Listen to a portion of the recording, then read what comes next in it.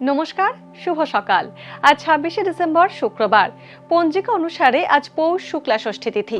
মেষ, বৃষ ও মিথুন রাশির জাতকদের ভাগ্যে আজ কি আছে জেনে নিন। নিকট বন্ধু আপনার থেকে অর্থ সাহায্য চাইতে পারে। স্ত্রীর স্বাস্থ্য নিয়ে উদ্বিগ্ন হতে পারেন। পেশাগত উন্নতির জন্য নতুন প্রযুক্তির প্রশিক্ষণ নিতে হবে। মেষ রাশির ব্যবসায়ীরা বাণিজ্যিক সাফল্য পাবেন। ধৈর্য ও বুদ্ধিমত্তা দিয়ে সব কাজের মধ্যে ব্যালেন্স বজায় রাখতে পারবেন।